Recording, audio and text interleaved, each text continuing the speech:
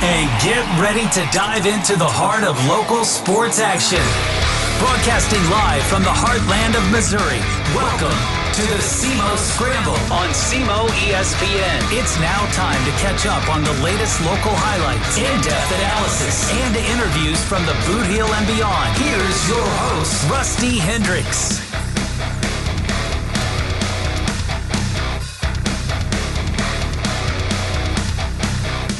Welcome in. It is the SEMO Scramble here on SEMO ESPN Radio, 1220 AM, 93.5 FM, and always online, SEMOESPN.com. Man, happy to be back with you. Happy holidays, everybody. Hope everyone enjoyed their Christmas, their New Year. Hopefully stayed safe. And a lot of sports going on, a lot of high school hoops, a lot of college hoops going on, and, hey, football going on as well with the college football playoff down to the Final Four. We'll talk about that later in the show.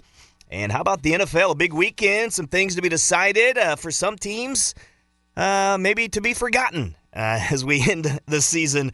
So, but hey, glad to be back with you. We were not on last week because we were covering the Southeast Missourian Christmas Tournament right here on SEMO ESPN, and we're going to start by kind of recapping that a little bit. Yeah, maybe a little bit old news, but that's okay. Want to touch on some high school hoops is kind of, look, first half of the year done and gone, and now we have the second half, if you will. And look, it's sure to be a fun time going forward with some high school hoops. And one of the guys that's been covering it and helping us out as well with Aycorp Sports, James Hodges, joins us now on our phone lines, going to help us out by talk a little high school hoops this morning. James, how we doing? Good. How are you, Rusty? Doing well. And first of all, I just got to say, good, a great job by your crew at Aycorp Sports. Doing the coverage for both tournaments. You guys do an excellent job, and you were on the call, I know, at the Southeast Missourian Christmas Tournament the final couple of days. You even touched base doing some Bloomfield as well. So you got a taste of both. So you were right in the thick of it. I'm sure you were ready for the break afterwards as well. Yeah, just to kind of rest my voice, but like I said, that's something that we talked about, is picking up both Christmas tournaments at Aycorp, and pulled it off and couldn't have done it without the best crew in the business. So let's start with kind of an overall view of these tournaments. So it was Puxico, not really a surprise, but Puxico coming down with the championship back-to-back years. They win it at Bloomfield, and another back-to-back champion, Jackson, gets it done at the Southeast Missourian Christmas Tournament with a championship over Woodland. So look, number one seeds prevail. They win the tournaments. Again, not a surprise, but it was still nonetheless a pretty fun time in both tournaments. Don't you agree? Yeah, absolutely. Like I said, the Puxico came in, even though I wasn't there at championship night, against a very good Van Buren Bulldog team coached by Jacob Black, and I think it was their first appearance ever in the Bloomfield Christmas Tournament Championship. So, I got to follow along after we finished up at the Show Me Center, but it was great to be back at Cape, for championship night, and just, as far as the battle with Jackson and Woodland, those schools, I think, basically border each other geographically. So there was a lot of red, black, and white there at the Show Me Center that night. Well, so what were your thoughts of the Christmas tournament? I mean, a chance to cover it at SEMO campus there at the Show Me Center. Your thoughts of how it went down and how things played out. I mean, how much fun was that for you?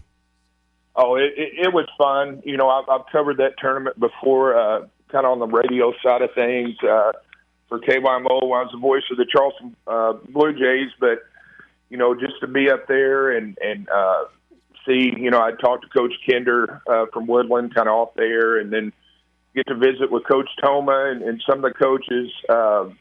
It was fun to, finally do it, for Aycorp and just kind of get a different perspective. I kind of joked around that I moved from the far right to center court, so that was a good spot to be at. Absolutely. So who are some of the most impressive teams, in my opinion, James? And look, there were some great teams in both, but you alluded to them earlier, made it to the championship game. Van Buren, I think, opened up some eyes there at the Bloomfield Christmas tournament. Obviously, Puxico did what they needed to do. They're impressive, and we knew that they were going to be, within the mix. Bernie keeps impressing what they're able to do, fifth-place finishers. Dexter and Twin Rivers in that third-place game. Dexter, again, they're a good team, but, they're kind of figuring things out a little bit right now as Dexter, but still a very solid team, very impressive. And you look at the Christmas tournament in Cape, you think of Woodland, you think of Jackson, obviously, in the top. But, I think some people maybe not thinking about, Scott City. Haven't talked enough about them. Scott City had a solid tournament. They were in that third-place game, Notre Dame as well. And then you think of some of the smaller schools. I thought Delta and Chaffee both have very impressive tournaments. They were battling it out as well in that fifth-place game. So, again, those are some of my teams that stood out the most. But what about for you?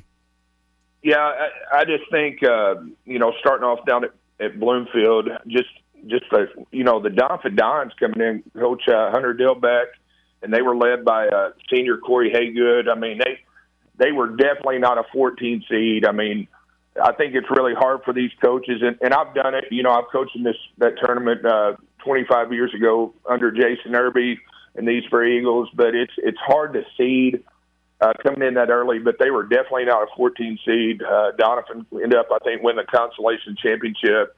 And then, of course, as I mentioned before, Van Buren coming in as a 4 seed, making it all the way to the championship game. They were kind of led by Aiden Sullivan, Carter Freeze, and Hayes Townsley. They had a nice run. Of course, the Briscoe Tigers, we haven't mentioned them, but Eli Rogers, and then Twin Rivers with a big upset. We had mentioned them over Bernie. They were led by Will Parker. But just for me personally, a game I covered is East Carter versus Richland, and on day 2 on Saturday, and they kind of that consolation side. Bryce Stahl, he had a heck of a tournament. His dad came over from Greenville as the head coach there, and Bryce ended up making all tournament. And then Drew Fowler going over 1,000 points. His father's the coach at Malden. Of course, won a state championship at Campbell. So, I mean, that's just as far as highlights in Bloomfield. Then on the Cape side, I think the Chaffee Red Devils coming in and making the run they did. I think they were maybe a 10 seed or whatever. Yeah. And ended up, beating Delta pretty handily. But Chaffee was led by Nolan Fowler. Of course, Delta led by Paxton Hornbuckle. Both those guys made all tournament. And then, Bell City, you mentioned them, led by Juan Hernandez, another all-tournament selection. And then, of course, Caden Lowry and Braden Walton at Scott City. I mean, even though they lost third place to Coach Jeremy Brinkmeyer's Notre Dame Bulldogs, led by Cole Adams, another all-tournament selection.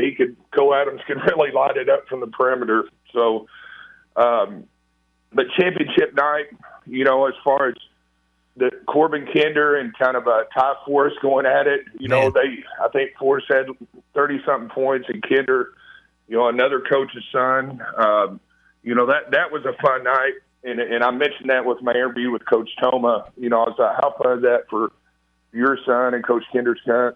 Kind of go, I said, I kind of get that perspective as coaching my son, Peyton Hodges, over the years. So, a lot of really good teams this year. And it, even though the 1 seed prevailed at Cape, it was kind of there a time where it looked like Woodland may come and upset them. Yeah. I mean, it was tied at the end of the third quarter, and they thought maybe Woodland can make a run, but the performance that Ty Forrest had was very impressive for Jackson. Helped lead the way. John Ernst, very good player, all tournament selection as well.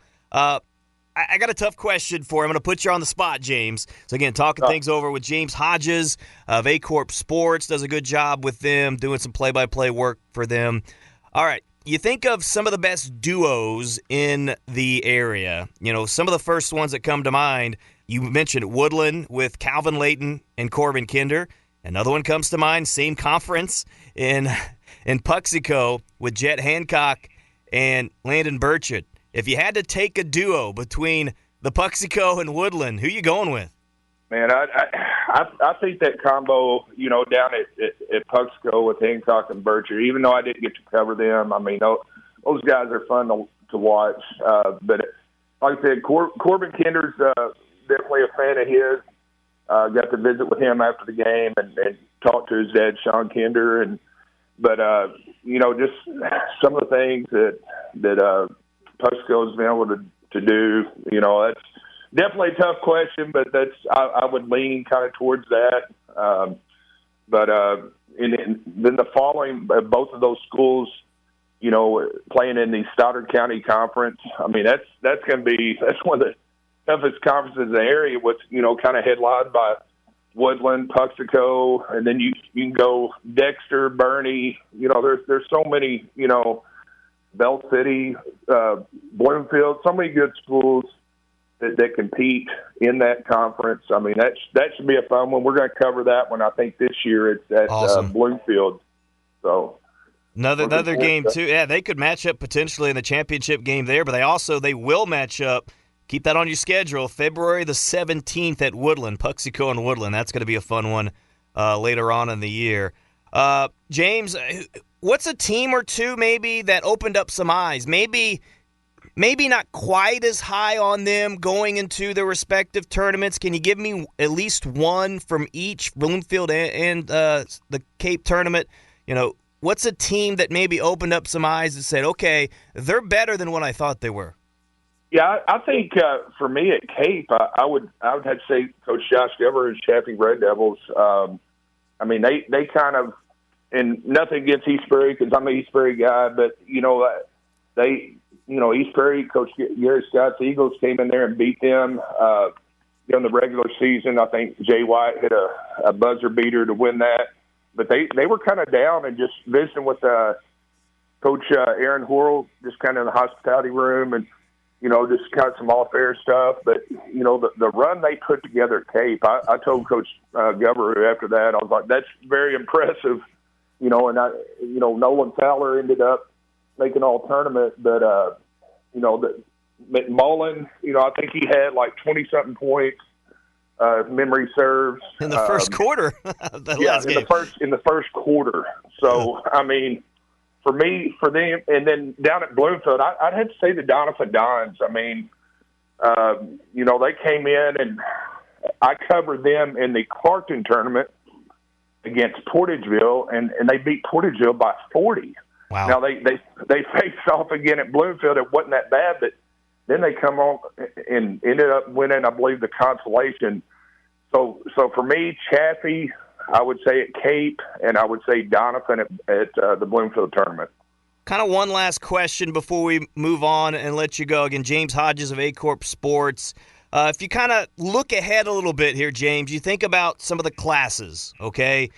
For example, you have like a Delta who's ranked in Class 1, same district as a Bell City, as a Leopold. You think in Class 2, that awesome district of Puxico and Chaffee and Bernie and Charleston, that tough district. You think of Class 3 with Woodland and Scott City going to be battling out again.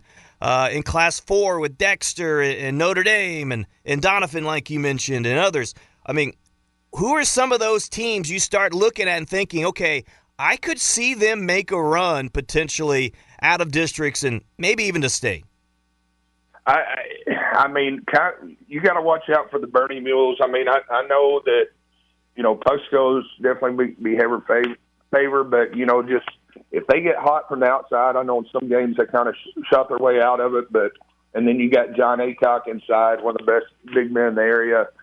But I definitely say Puxico would be the favorite there, and they could end up, I believe, facing maybe have a rematch with Van Buren on down the line if they come out of that district. I think the Woodland Cardinals, Class 3, I think, this group of seniors, I was talking to Coach Sean Kinder, and those kids have been playing together since elementary school, and this is, ended up, they went to East Prairie in the sectional last year and won that, and then I covered them for Aycorp against Jefferson. Of course, they end up going on to the Final Four, I think, losing to nationally ranked Principia, but for me, those teams, Class 1, it could, I think maybe Bell City, you got the Risco Tigers who made a run last year. They ended up bowing out, on their run, but there's several teams. I think the key is to be peaking at that point in the year, and whoever's peaking at that point, has a chance to make it all the way to state.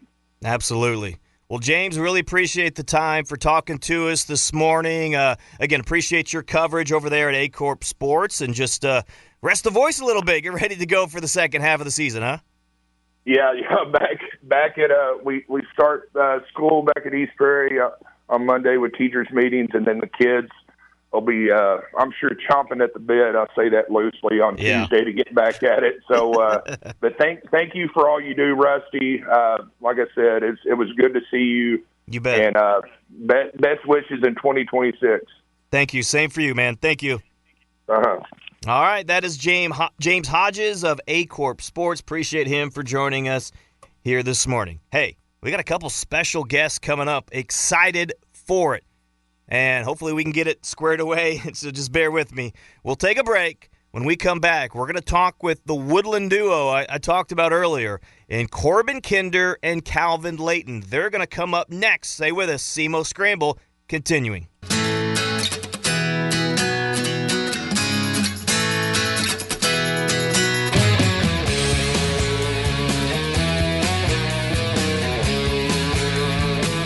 Welcome back, SEMO Scramble here on SEMO ESPN Radio, and you're listening to it here on 1220 AM, 93.5 FM, and online at SEMOESPN.com. So I believe I got Korbin Kinder, Calvin Layton of Woodland with us.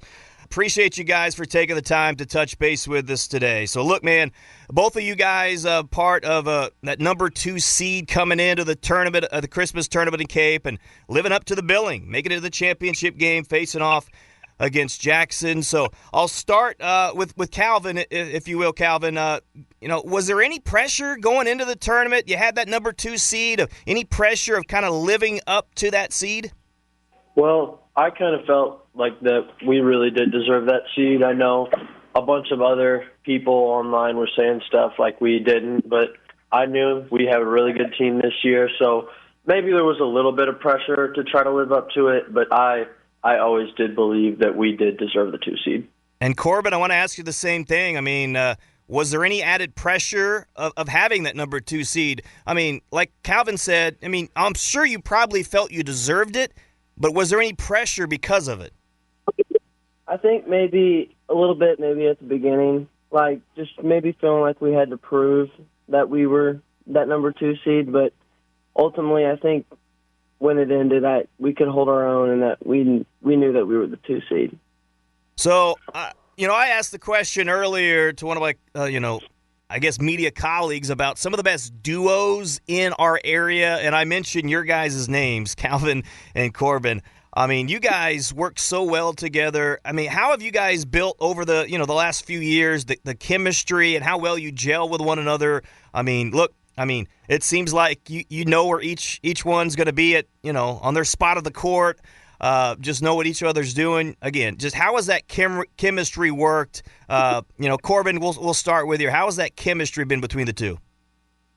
Well, honestly, there's probably nobody easier for me to play with, in my opinion. I feel like we've played for so long together that I feel like if I'm having an off night, I don't even really worry because I know he's going to go off for 20 and vice versa. What about you, Calvin? Yeah, like Korbin said, we've just been playing together since 2nd grade, and sometimes I feel like I can read his mind with his cuts. I know where he's going to be. He's definitely the easiest player to play with. I love having him out there. Did you guys learn anything about yourself or about the team in the Christmas tournament? Korbin talked about maybe proving things a little bit, but did you gain any extra confidence by how you're able to play, or look and you look forward in the season, think, okay, we've got this that we need to work on, or whatever. Calvin, I'll start with you. What's some of the things maybe you learned in this Christmas tournament about your team? I think we learned that we need to keep leads when we build them. I know in that Chaffee game we were up about 17 and we let them cut back into it. And I think we did a better job in the Scott City game, but they still kind of made a little comeback in the end. I think once we get a team down, we need to keep them down, and I think that's something we learned in the tournament. Korbin, do you have something different, or do you agree? I really do agree. I think another thing that showed this tournament was I think that we never quit, even when maybe teams got back in it with us. I feel like we just never stopped working hard to try and win the game. So, Calvin, I got to ask you this, too. I mean, obviously, you've had a lot of success, running in the off-season with cross-country, track, whatever it may be. And obviously, the Woodland, the program, has had a lot of success, state titles and the such. So how has that helped you prepare for basketball? I know, personally, when I played basketball, I also ran cross-country. I always felt that gave me an edge because I was the type of guy that, when I got on the floor, I wasn't leaving the floor. At least that's the way I felt. I was never a guy, I was going to put my hand up and say, Coach, take me out, right? So, Calvin, I mean, how has that helped you as far as, I guess, working through those sports and give you the edge maybe for basketball? Yeah, I think it helps more than a lot of people realize. Like you said, you don't get tired. You're used to running 8 miles a day in cross-country season, so you're not going to get tired at practice and you're not going to get tired in the game. You can just keep going. But additionally, you mentioned that success. I think competing on a higher level, like competing at state 3-4 years in a row, I think that really helped me when we got into big games later on in the season last year, and I think it helped me in the Christmas tournament this year as well. Yeah, absolutely. That's a very good point. And Korbin, look, being a guy that's been around the block a little bit, being obviously a good senior class on the team this year for Woodland. Obviously, you guys have high expectations. How have you tried to help kind of lead some of the younger guys moving up? You got some strong sophomores and juniors as well. Just collectively, how has the senior class try to help lead the way for some of the younger guys? Well, I think that us stepping into this kind of upperclassman role, like a bunch of us were younger classmen who got varsity minutes, and we were almost that. Sometimes maybe we felt like a burden to the other upperclassmen, so we never really talked when we were younger. And I think this year, especially with us being seniors, that we've kind of every one of us has took one of those senior leadership roles, and whether that's being more vocal or helping out young underclassmen on the side, or just being in practice, being more vocal, just getting the energy up, like leading in stretches. Like I feel like every one of us has a different role in that scenario, but we all know our role and do it to the best we can, Both of you guys, Calvin and Korbin, was selected to the all-tournament team, so I'll start with Calvin. I mean, what was that honor like, grabbing that again this year and becoming a part of the all-tournament team? Oh, I was very happy to get that. I remember as a little kid watching my first Christmas tournament thinking that's exactly what I want to do when I play in this. And I was a little worried because I hadn't done it, and then this senior year I feel like I had a really good tournament, and I think I earned something that I'd been hoping for since I was really young. Korbin, the same for you, man. Korbin Kinder, you were not only selected as the all-tournament, but by SEMO BALL as the fan vote MVP of the tournament as well. How about that? Well, first off, I want to thank everybody because, honestly, you can ask Calvin, I didn't think I was going to get it, if I'm being honest. And we were kind of sitting there talking, and I heard my name, and I really did not kind of believe it. But I appreciate everybody for voting me for that. Like, it's an honor for sure. And the all-tournament team, like, honestly, this year is probably definitely my favorite because me and Calvin both got it, Yeah, absolutely. Get to do it as teammates. A few more questions here for, again, Calvin Layton and Korbin Kinder of Woodland, a team that's ranked in the state in the latest poll in Class 3.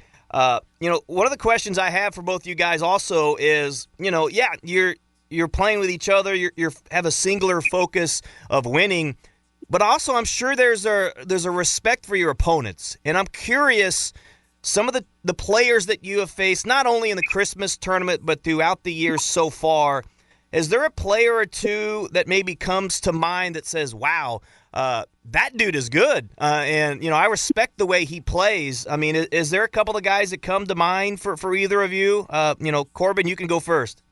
Well, of course, we got our guys over at Puxico, Landon and Jet. Those are two guys that I feel like we played with growing up, and that's two guys that we've battled with from Optimus leagues, and I feel like we always can give a good game with each other, and it's always respect for them, Calvin, you got anybody?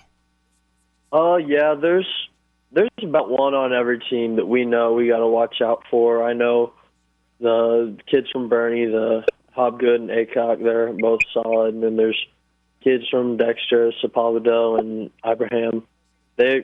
We know when there's good players, and you got to respect them, but you also got to try to shut them down in games. So coming up later this year, obviously, you have the Stoddard County tournament coming up at the end of the month, but you also have some tough regular season games at home against Charleston and Puxico. Are those some of the games you're circling on the schedule, or what are some of the teams, some of the games you have, in mind? Like, all right, I am pumped up for this matchup. You can go first, Cal, if you want. All right. As far as regular season games, there's a few. I want to get Puxico. Cape's another one. But most of my games that I really want to win come in the postseason. Absolutely. I definitely, that 6-man shootout at Charleston, I'm not sure who we play yet there, but that's one I definitely want to get because I know it'll be a good game. And, of course, Charleston and Puxico and Cape, especially Cape at their place. We've never really played them in a regular season game. And I know they're kind of down this year, but. So as we look at the future, guys, I know it's tough. You don't want to look too far ahead, but you think about the goals for the season. What are the goals? I mean, obviously you guys were able to make the run to state last year. I mean, how do you get it done again this year? Start with you, Calvin. We're looking to make it back. We won our first district last year, and I thought that was going to be enough. And then when we made it to state, now this year I'm hungry again. I want to make it back. It was a really fun experience, and I'm hoping we can get back to that tournament. We gotta work hard every day in practice, and we gotta use games as opportunities to improve. I think we have a good enough team to make it back, though. Korbin? Basically, kind of the same thing he said. I would like to win that Stoddard County. I think that's one that we kind of let go of ourselves last year. I want to make a run at that, and of course, get the districts, win that, and then climb the road to state. Absolutely. Couple more things. I'm sorry I'm taking so much of your time, but look, talking about state last year, I mean, what are some of the memories that come to mind? I mean, what was that stuck out the most, that experience there that makes you so hungry, Calvin? Well, part of it was about 80% of our team was sick throwing up last year, so I want to see what we can do when we're healthy. And then other parts, just going out to eat with the team, that's really fun. Being in that gym is also a really cool experience. I know during the Puxico game, we all joined up with their pep club and we're cheering for them. So just stuff like that, fun experience. Absolutely. Kind of the last thing, and I'll let you guys go, and I'll start with you, Korbin. Do we kind of have an idea what do we want to do after high school? I mean, do we want to continue playing basketball? What are some of the plans after high school? I think I definitely would love to after high school. It's definitely something that I have thought about growing up, and if I get the chance to, I'm definitely going to pursue that as well, pursuing my career. But yes, definitely for sure. And you don't have to tell me any ins and outs or any specifics, but has there been any colleges that have at least reached out to you so far? Yeah, there's a few that have kept in contact with me and as well my dad, but I haven't really decided on any or certain one yet. And for you, Calvin, I mean, obviously, I think you're good enough to play basketball. You're good enough to run cross country, track, whatever. I mean, you got a lot of options on what you want to do. So, have you thought about it, Calvin, Layton, on what you might want to do after high school? I have thought about it. it would be cool to do sports in college, but I'm thinking this is probably my last year of sports. I'm ready to start moving on to the next thing in my life. I've had a lot of fun doing them, but I think I'm ready to be done after this year. So do you have like a special interest that you do want to pursue then? Special as far as, major things like that in college? I mean, anything like that? I believe I'm going to major in construction management at SEMO. There we go. All right. I like it. Well, guys, that's all I have for you today. Thanks so much for joining me. Sorry for a little hiccup there trying to get us both connected at the beginning, but appreciate you guys. Good luck the rest of the way. Loved watching you over the Christmas tournament, over the course of this year, and we just say good luck throughout the rest of the season. Thank you, sir. We appreciate it. We really do. All right. Take care, guys. Sure. All right. See ya. All right. That is Korbin Kinder and Calvin Layton. Appreciate them for joining us here on the SEMO Scramble. I had a lot of fun doing that. That was fun. I love talking to players. We get a chance to talk to a lot of coaches, some media members, but I love talking to players, and that's what it's about, exposing players, letting them get a chance to be a part of it and get their well due, of pub.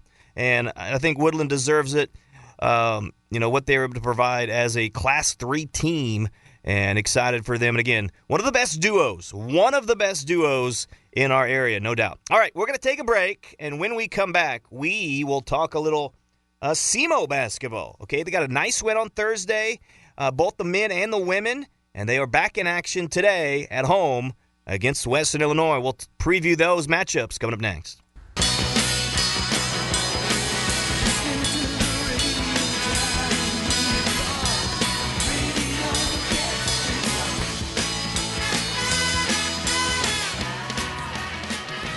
Welcome back, SEMO Scramble here on SEMO ESPN Radio. Once again, thanks to Korbin Kinder, Calvin Layton of Woodland for joining us, James Hodges earlier. Appreciate them, some great young basketball players. And talking a little SEMO hoops, shall we? Let's talk a little SEMO hoops. Excited to get kind of in the conference action. To me, that's the meat. That's the fun part of the SEMO schedule. And, the SEMO women, look, coming off a tough year last year, looking to build, get better, a team that wasn't projected towards the top of the conference, but they're trying to find a way.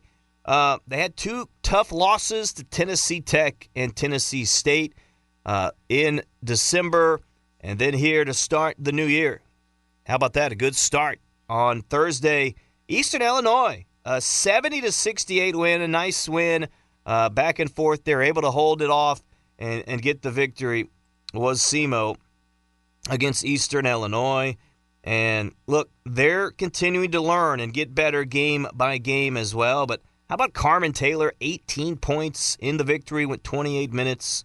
Also off the bench, Anaya Williams, 13 points, 5 boards. Leah Jackson with 12 points. To me, those three, and then also mix in Lexi McCulley, when they're shooting and they're playing right, all right, they're clicking, I should say. They're tough to handle, and they're going to have a tough opponent there in Western Illinois today. A 1:30 start. You can hear it right here on SEMO ESPN. But SEMO trying to carry that momentum, back-to-back home games here after I guess 3 games in a row, but back-to-back conference home games, and that's coming off that Tuesday night victory, or Tuesday morning victory over William Woods as well. So a big game today for the SEMO women. But how about the SEMO men, as they were able to get a nice victory as well, a come-from-behind victory in their last contest against EIU. Look, they trailed 34-19 with a little over 3 minutes to go in the first half. I think this was really important. They were able to make a run to cut it to 7 before halftime, and they gave them a shot in the second half. Well, they were able to do that. They outscored EIU 38-22 in the second half, but the defense stepped up, limited them to just 25%. And that's, to me, one of the keys for SEMO, because you look at in conference games so far. Okay, 3 games. Each team has 3 games so far. Small sample size, I get it. But right now, out of 11 teams, SEMO is 9th in scoring defense. Okay? So basically, there's some work to be done. They're giving up 75 points per game to their opponents. So, to me, the key to unlock this SEMO team and for them to get to that next level is just defense. To limiting some of the other teams' big players, limiting them in the paint, getting some of those big buckets, really forcing them to take tough shots, just getting down and defending. And to me, I talked about it before, but getting that in interior play, David Idata got the start the other night for SEMO. But look, it comes down also some of their players that you were expecting to rely on coming into the season is to be there and to step up. Braxton Stacker helping lead the way with 15 points the other night. But B.J. Ward, also guys like, Britton Terry and, Luke Almodovar, I think has really stepped up and played good at times this year for SEMO, but needs to be more consistent. A guy like, Landron Blocker, he's really that guy that can really help set the tone on defense for them, and do some big things there. But just getting each player kind of to fit into their roles, and Coach Korn trying to kind of tighten those things up right now. Marquez Bell at times this year is helping to lead the way offensively for SEMO. Again, some of the consistency, try to get that there. Scoring offense, they're right there. SEMO is third in the league in scoring offense at around 78 points per game. They're fifth in scoring margin. If you look at some of the field goal percentage, they're fourth in the league there. They're third in field goal percentage defense. So they're doing some good things. They just need to continue to tighten it up. They're actually leading the league in rebounding defense. If you look at rebounding margin, they're first in the league. Surprisingly, I think a little bit, because I think they actually struggled at the very beginning of the season in rebounding, but obviously an emphasis that coaches put on there was SEMO and some of their non-conference schedule, and it's making a difference here in the OVC so far, but right there towards the top of rebounding a margin as well. But some of the things they can improve upon is turnover margin. They're 10th out of 11 teams in turnover margin, minus 3.3 in margin per game. So that assist-to-turnover ratio needs to improve a little bit, limit some of those turnovers, and, force a little bit more. That goes back to the defense, what we were talking about as well. If they can, force a few more turnovers, maximize some of their own possessions, that'll help them going forward. So, again, another tough team, Western Illinois. If you look at some of the standings right now, SEMO sitting at 2-1. Western Illinois is 0-3. So for the men, this is a game that you really, at home, you really got to have.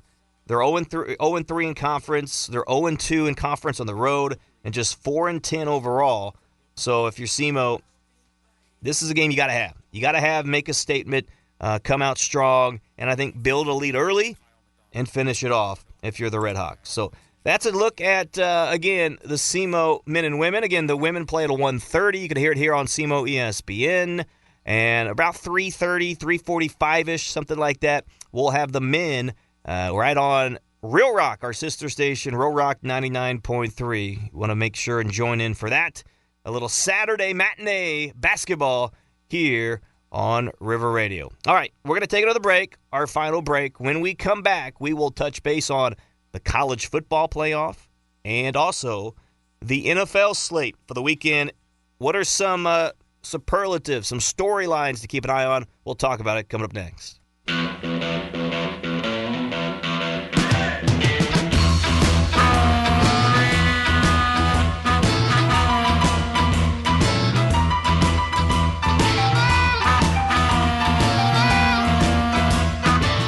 SEMO Scramble here on SEMO ESPN Radio. Glad to have you back with us. Rusty Hendricks.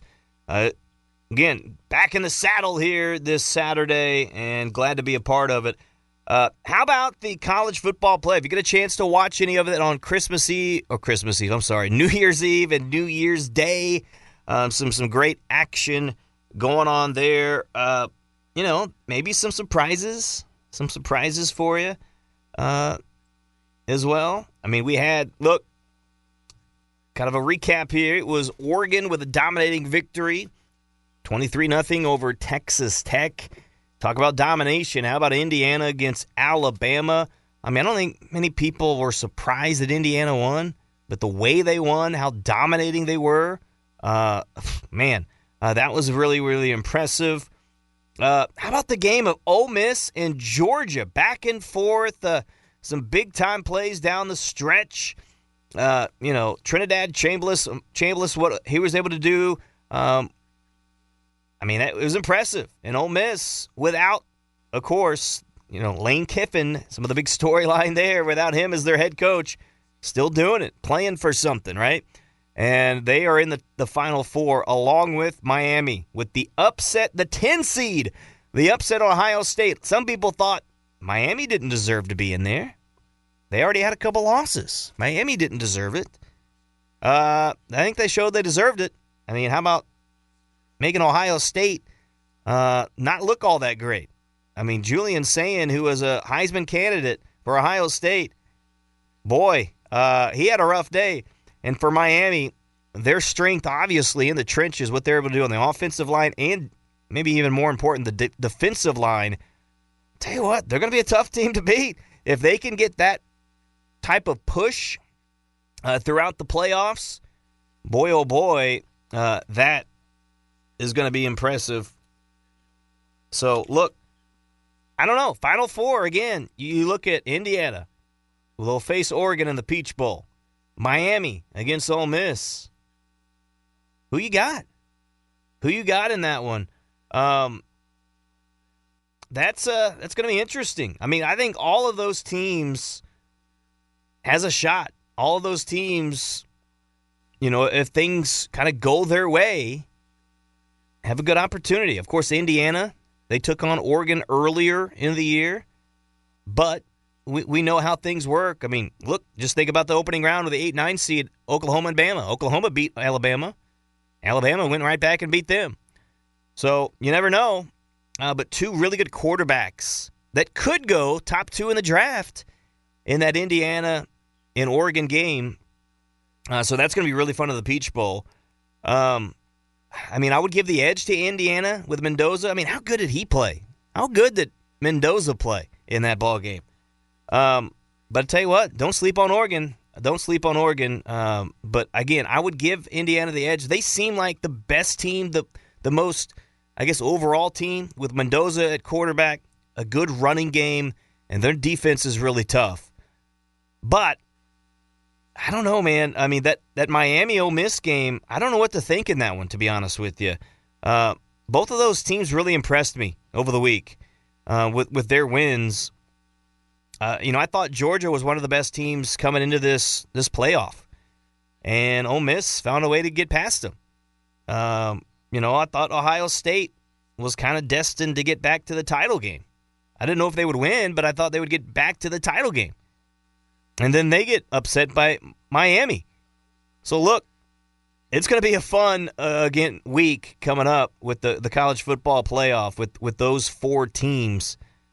Again, Miami and Ole Miss, I think, honestly, I'd give the edge to Miami. If you listened to me a couple weeks ago, that would not have been the case. But, boy, what gives me pause, and maybe I didn't buy into it as much earlier because of some of the opponents they played, but because they did it against Ohio State, boy, that really impressed me. And that's their defensive line and the pressure they're able to get. If they're able to do that against Ole Miss, and then also limit Ole Miss's running game with Quan Lacey, I mean Carson Beck, look, he's a guy that he's had moments where he's played really well the last couple of seasons, but he's also has moments where, to be frank, he's looked awful.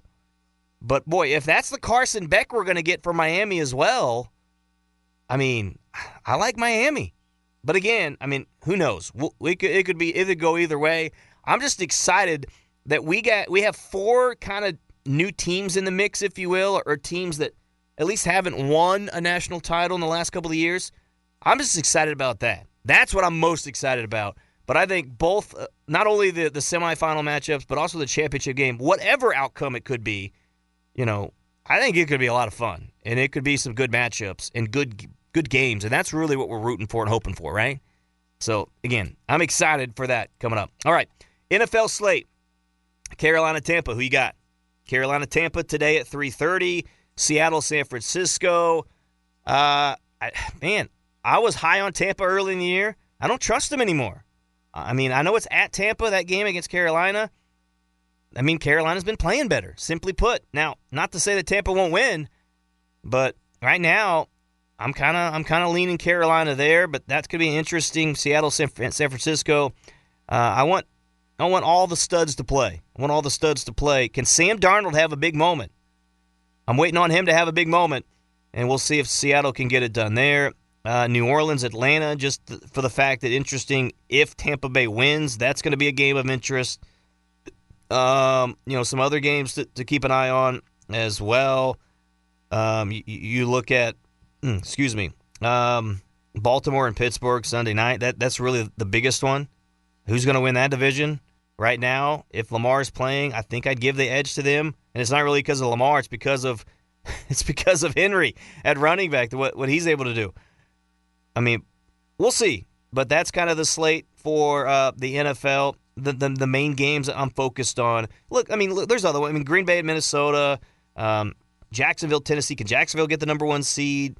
Can that Chargers-Denver game could be really interesting. Could Denver get the number 1 seed? I mean, there's games of interest for sure, but the ones that I pointed out earlier, those are the ones I'm really going to be honed in on to see what happens because of the implications they have for the playoffs. But some of these teams, okay, are they gonna rest guys? Are they gonna really give their all? Is the seed going to be that much important to them? Something like that. I want to look out for. One of those games too. I'm not going to be really interested in. I am going to be interested in the outcome. The Chiefs Vegas game, Raiders game. Neither of those teams want to win. They want a better draft pick. So that could just be interesting on how ugly that can be and who just winds up winning that game. Kansas City and Las Vegas. That could be interesting as well. But final thing before we send it back to regular programming. Good win to start off the new year for the St. Louis Blues. They needed that, a 4-3 victory over Vegas. Playing some better hockey. They'll play today at home again over the Montreal Canadiens. 3 p.m. game. You could hear it as well on our SEMO ESPN station. Right now, folks, don't look now. They're only a point out. Well, I'll take that back. I'm sorry, a couple points out of the wild card. Just a couple points. Look, they have some work to do. They have a minus 41 differential. They have the worst scoring in the league are the Blues. And their defense has been shaky at times, no doubt. Look, they have a lot of holes. They have a lot of problems. But seeing some of their young guys step up and get better and help lead and help fill in some of the roles and holes, that's encouraging for the Blues. I just want to see them play good hockey. Play good hockey. If you can't scrap away a win, it is what it is. But just want to see them play good hockey and be well coached. That's what I want to see going forward. Look, we've seen the Blues do it before. Making a run in the second half of the year. Can the Blues do it? Time will tell. But again, we'll see if they can carry a little momentum, get a little momentum going, get the goaltending to be on point here, and get this team to going and playing good, strong hockey. All right. Folks, thanks so much for joining us. Hope everyone has a great weekend. Again, Happy New Year to everybody. Happy holidays. And hope you're able to use the reset, if you will, to be encouraging to others. Be someone that can be a positive light to others going forward this year. So, folks, thanks so much for joining us and staying tuned. It's the SEMO Scramble here on SEMO ESPN. Take care, everybody. You've been listening to the SEMO Scramble on SEMO ESPN. Tune in every Saturday morning from 9 to 10 for a dash of hometown pride and the latest news, scores, and stories that matter most to local sports enthusiasts from the Boot Heel and beyond. Right here on SEMO ESPN 1220 AM, 93.5 FM, the SEMO ESPN app, and SEMOESPN.com.